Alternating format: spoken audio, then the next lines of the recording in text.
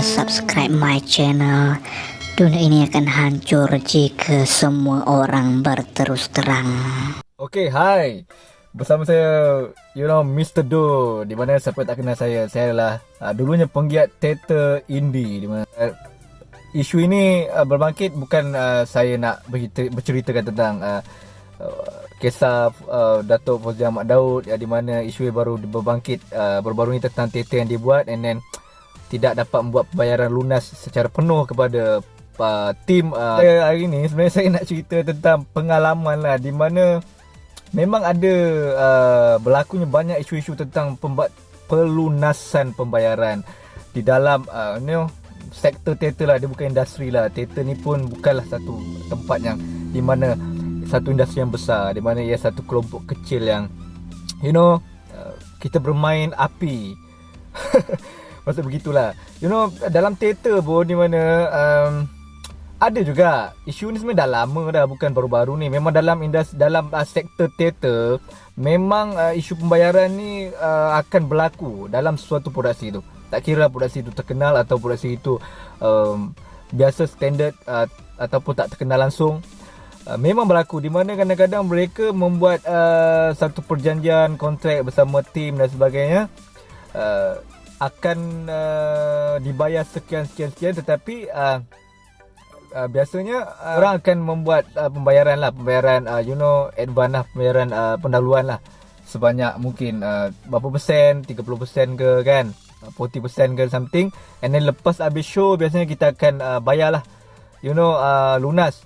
Mungkin lah di dalam penyanyian teater memang setahu saya, pengalaman saya, di mana kita kan tu menantikan keuntungan duit tiket itu untuk melunaskan baki pembayaran kepada tim. Jadi memang akan berlaku masalah jika memang dalam teater pun kita tahu keuntungan dalam teater bukanlah seperti mana kita boleh nampak kalau keuntungan di panggung wayang, di tayangan. Teater memang sukar untuk mendapat untung. Itu memang sejak azali lagi. Nak pula kalau tim kita besar, teater kita teater macam ala-ala Broadway ke kan, so lagilah macam mana nak bayar tim, nak bayar tenaga produksi dengan setiap orang tu kita lunaskan baki pembayaran tu, bergantung pada duit keuntungan tiket.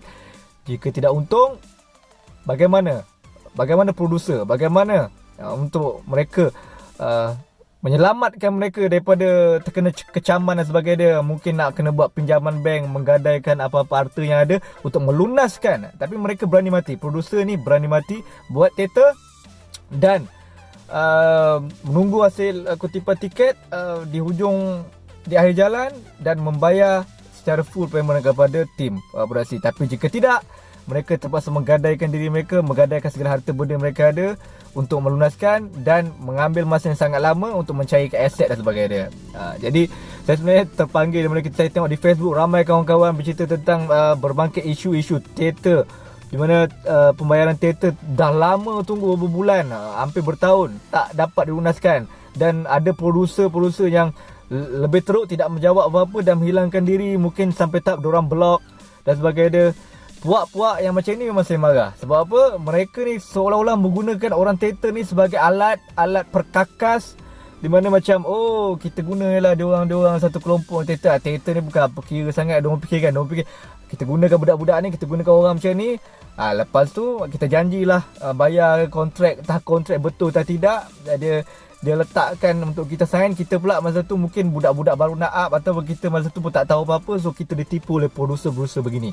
Macam diorang anggap kita lah, diorang ni apalah sangat, bayar tak bayar bukan orang kenal pun, kalau diorang report pun, kalau diorang nak bangkitkan isu ni pun orang bukan kisah pun. Diorang ni golongan marhan. Contoh, diorang anggap golongan teater yang independen yang berlaku ni marhan lah. Diorang ni produser, diorang ni nama-nama besar yang diorang boleh menang lah kes kalau lawan dengan puak-puak ni. Jadi diorang ni macam dapat grant, dapat dana sebagai dia, menggunakan orang-orang. Dia tengok, dia usah budak-budak teater ada bakat, dia usah orang seni ni yang tengok ada bakat, tapi dia tengok tak ada ruang medium untuk perkenalkan diri, so dia gunakan diorang ni untuk pelawar diorang, and then lepas tu masuk dalam tim diorang. Dah jalan teater latihan 6 bulan, 8 bulan ke apa, lepas tu pementasan sebagainya, duit pun tak dapat lagi. nanti tunggu nanti akan masuk. Ini biasa dalam teater. Sebab tu teater ni satu industri yang orang takut nak masuk, sebab orang takut tentang pembayaran lambat sebagainya. Di dalam filem, dalam apa pun ada, tapi teater sangat kuat. Lagi teruk di mana benda ni, sebab ni bukan satu industri yang industri yang besar, yang yang orang semua akan suka. Tak semua tahu pasal teater dan tak semua suka teater.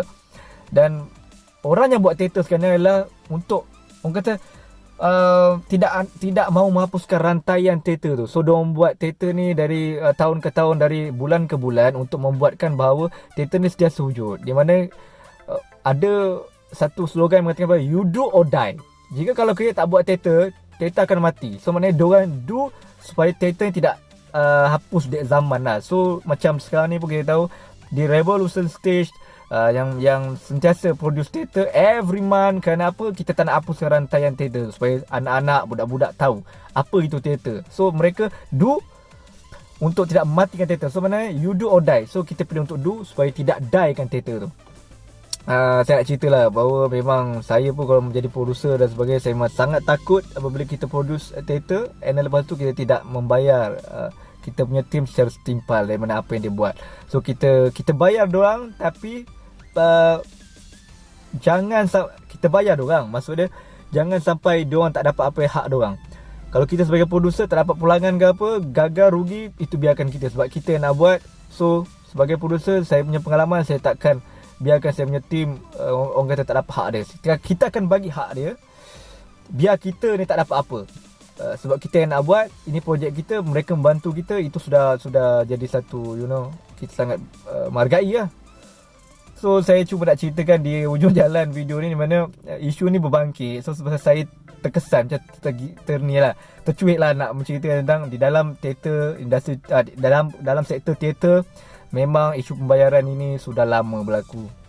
Di mana orang buat teater dulu pun kawan dengan kawan saja, di mana macam okey, kita join sama-sama kita, kalau untung kita bagi, kalau rugi kita rugi sama-sama. So sebab kebanyakannya orang dalam sektor teater ni, diorang buat teater dengan kawan-kawan, untung-untung, rugi-rugi.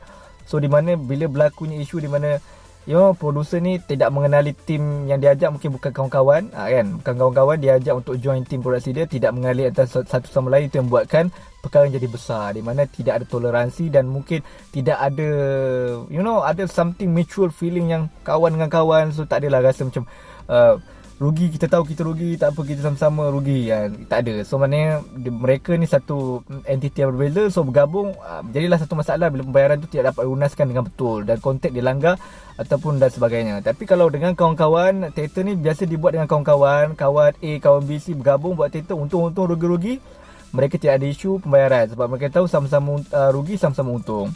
So saya harap ramai-ramailah orang nak buat teater ni, tolong fikir dulu dengan panjang, ya. Nak produce teater, fikir dulu dengan panjang. Jangan terlalu fikir macam nanti untung tiket kita bayar, baru kita bayar diorang punya payment. Jangan fikir kita dah ada semua, dah siap, kita dah ada aset semua. Kalau kita tak dapat nak bayar, kita akan cari ke aset kita. Kita akan memang kita dah ada ruang untuk buat pinjaman, untuk lunaskan baki pembayaran kita punya semua tim, baru kita yakin untuk kita buat teater. Kalau kita tak yakin, kita tak ada duit dan sebagainya, kita nak buat teater, baik kita jangan buat teater yang orang kata besar. Kita buatlah teater minimal, mungkin teater monolog di dalam rumah. So seorang pelakon, tak ada tim apa, kita je buat semua. So produce begitu saja, tidak perlu buat yang besar, yang kita tak perlu mengatakan bahawa untuk hidupkan teater, macam saya kata tadi, you do or die kan. Untuk hidupkan teater, perlukan teater besar, perlukan teater Broadway, tak perlu. Kita hanya perlukan satu konsep teater yang minimal dan sentiasa tidak mati rantaiannya. Kita buat monolog ke monodrama, kita buat terus di mana-mana. Di Sanggar Teater Puzanawi pun sentiasa saya tengok buat minimal teater, tapi dia hidup kan. Jadi kita tak perlu buat teater besar di mana-mana, nak IB ke apa lagi, tempat-tempat Damansara Pack, KLPack, Jabatan Kesenian dan besar-besar, tempat-tempat yang besar untuk mengatakan bahawa kita nak hidupkan teater. Kalau tidak, teater mati. Tak perlu besar-besar, di mana-mana ruang pun boleh buat teater. Kerana teater ni adalah satu atau dua orang yang melakukan sesuatu dan ditonton oleh orang lain. Jadi tak semestinya you nak kena buat besar. Okay, nasihat saya kepada producer ataupun nasihat saya kepada orang yang pembikin teater kecil atau besar, sebelum buat teater tu, pastikan kita punya kewangan tu boleh bayar jika keuntungan teater tidak menjamin kita untuk membayar mereka. So sebab memang teater bukanlah satu industri yang besar yang akan menyeronokkan, yang akan dapat pembayaran yang memang sedap orang kata, bukan. Orang-orang teater buat teater kerana apa? Macam saya kata tadi, you do or die. Tak buat mati.